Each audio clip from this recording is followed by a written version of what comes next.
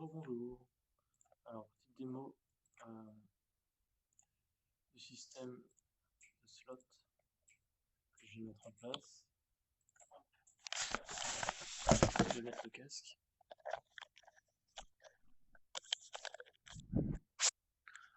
Hop là. Alors, hop là. J'ai mis des slots sur la map pour que l'exemple soit plus simple. Hop. Donc ici, on voit un slot. Quand un objet est prêt d'être déposé dans un slot, il change de couleur. Donc là, c'est le cas de ce slot devant moi. Je lâche l'item et il est déposé dans le slot. Voilà, c'est aussi simple que ça. Hop là. J'ai fait en sorte que selon le type d'arme, tu puisses ou non déposer l'item.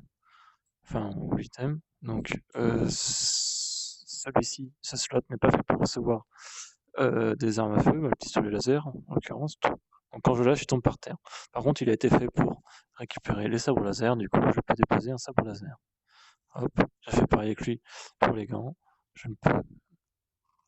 Je peux déposer des gants, donc je peux déposer, ça dépose. Évidemment, on peut paramétrer la jouet que tu peux déposer. Donc ici, un slot qui peut accepter à la fois des gants.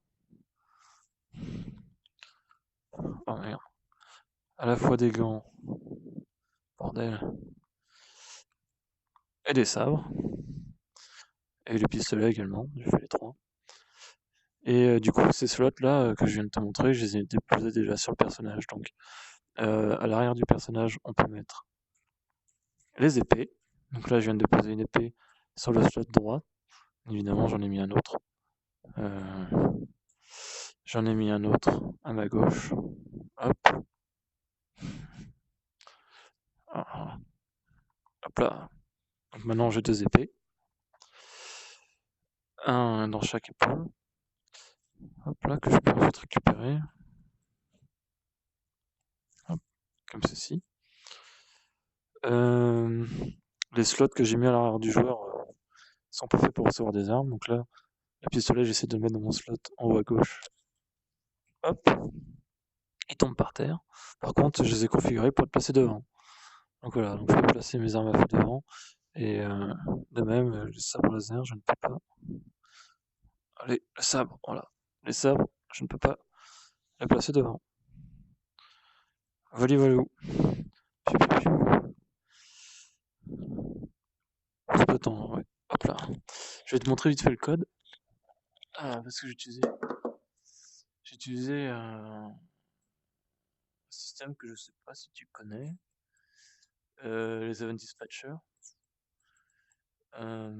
Ça permet en gros de lancer un event un peu, c'est un peu comme les events begin overlap ou un overlap. En fait, là, du coup, j'ai ajouté deux lanceurs d'event dans les items. Donc maintenant, à chaque fois qu'un objet, qu'un item sera pris en main ou lâché, il va également lancer un event. Donc ici, c'est quand il le prend, donc l'event de grab, donc un item attrapé, il lance un event. Et en fait, tous ceux qui sont abonnés à l'événement grab item vont recevoir l'événement, vont être notifiés comme quoi l'item a été attrapé. Alors, pour montrer l'exemple, moi, on va utiliser l'event item released, donc qui est appelé à chaque fois qu'on drop un item. Alors, qu'est-ce qui se passe dans mes slots? Comment mes slots se servent de ces events? Lorsqu'un event passe au-dessus d'un slot, enfin rentre dans la box trigger d'un slot, le slot s'abonne à l'événement drop de l'item. Ce qui est fait ici. Là. En s'abonnant, je lui donne un event à appeler lorsque on est notifié que l'item a été drop. C'est ici, un create event.